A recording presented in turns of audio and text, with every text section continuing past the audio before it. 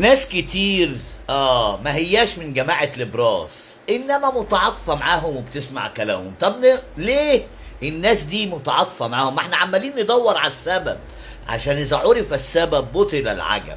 اولا الناس دي ناقصة ايمان، ما عندهاش ايمان بالله.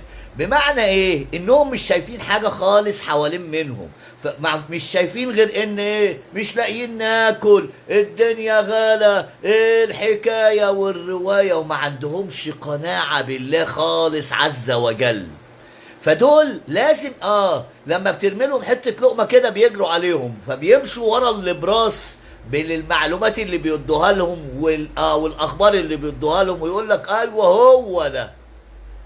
انما دول لو عندهم ايمان بالله وعارفين ان ربنا سبحانه وتعالى هو اللي بيفرق الارزاق، ما كانوش تعبوا. لو عندهم قناعة باللي بيجي لهم ما كانوش تعبوا. يعني ما احنا شايفين شوية التجار اللي استغلوا البلد كلها ولموا فلوسها، وديهم بيصيفوا بيدوا العيل سنه 15 جنيه، سنه 15 سنة بيدوا له 50,000 جنيه في اليوم.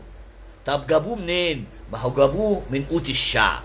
لما غلي الدولار بقى ب70 وما نزلوش حاجة، ولحد دلوقتي بيبيعوا لنا على حس الدولار ب70. احنا عايزين الحكومة تاخد بالها من الحكاية دي.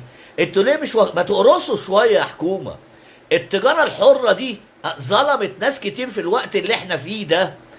لا، لازم يبقى في قوانين للأسعار يا ناس. ايه يعني عشان شوية اللي يجوا يعملوا لنا شوية استثمارات يقوموا يغرقونا احنا هنا؟ لا مش كده، لازم تبقى في قوانين يا مجلس النواب. لازم تبقى في قوانين رادعة للناس دي اللي بتغلي الحاجة على هواها، وبعدين يقول لك ايه، اللي عايز يشتري يشتري واللي مش عايز يشتري ما يشتريش. لا، ما هو في ناس بتبقى نفسها في الحاجة ومش قادرة تشتريها، انما لو سعرها معقول لا هيقول لك هشتريها. لازم يبقى في قوانين رادعة للناس اللي بتبيع الحاجة دي. ده اللبن والجبنة والحاجات اللي بناكلها اللي ملهاش طعم، وحتى ما بيعرفوش يعملوها زي زمان وخير زمان، وبندفع فيها شيء وشويات. يعني انزل اجيب جبنة وبيض ورغيفين ب100 جنيه عشان اكل انا واي حد، يعني نفرين ياكلوا ب100 جنيه عشاء. كل ده ليه؟ كل ده من الغلاء. الناس بقى اللي متعاطفة مع الناس دي ما عندهمش ايمان. لا، انا مش هجيب ب100 جنيه، انا ممكن اكل ب25 جنيه. ب20 جنيه هاكل واشبع وابقى على قلبي زي العسل. هجيب لي شوية فول واهرسهم وحزمة جرجير وكل الحاجات دي كده، كل الفيتامينات برضو بقد 10-15 جنيه. انما اللي ما عندوش قناعة لا، مش عايز ياكل كده. الاكل عنده ما فيهوش بركة، لان مش عارف قيمة رب العالمين فين.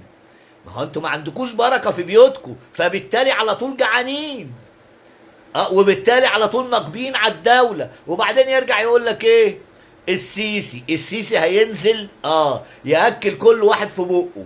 خد انت ما اكلتش، خد دي ببقك.